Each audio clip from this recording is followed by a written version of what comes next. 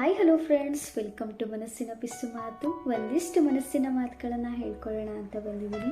ಎಷ್ಟು ದಿನದ ಋಣಾನುಬಂಧವು ಅಷ್ಟೇ ದಿನ ಪ್ರತಿಯೊಬ್ಬರು ನಮ್ಮ ಜೊತೆ ಇರ್ತಾರೆ ಫ್ರೆಂಡ್ಸ್. ಅದು ಮುಗಿದ ಮೇಲೆ ದೂರ ಹೋಗ್ತಾರೆ. ಕೆಲವರು ಸತ್ತು ದೂರ ಹೋದರೆ ಮತ್ತೆ ಕೆಲವರು ಬದುಕಿದ್ದಾಗಲೇ ನಮ್ಮನ್ನು ನೋಯಿಸಿ ದೂರ ಹೋಗ್ತಾರೆ. ಅದನ್ನು ನಾವು ಯಾವಾಗಲೂ ಸ್ವೀಕರಿಸಬೇಕು ಫ್ರೆಂಡ್ಸ್. ದುಃಖಿಸಬಾರ್ದು, ಚಿಂತಿಸಬಾರ್ದು. ಪ್ರಪಂಚ ತುಂಬಾ ದೊಡ್ಡದಾಗಿದೆ ಫ್ರೆಂಡ್ಸ್.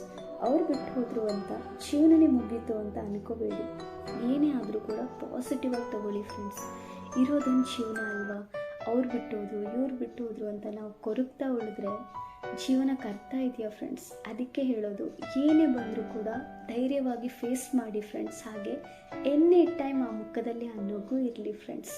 ಆ ನಗು ನೋಡಿ ಕಷ್ಟಗಳು, ನೋವುಗಳು ಎಲ್ಲನೂ ಓಡೋಗಬೇಕು. ಆ ಥರ ಇರಿ ಫ್ರೆಂಡ್ಸ್. ಯಾವಾಗಲೂ ನಗ್ನಗ್ತಾ ಇರಿ. ಹಾಗೆ ನಿಮ್ಮ ಜೊತೆಲಿರೋನು ನಗಿಸ್ತಾ ಇರಿ ಫ್ರೆಂಡ್ಸ್.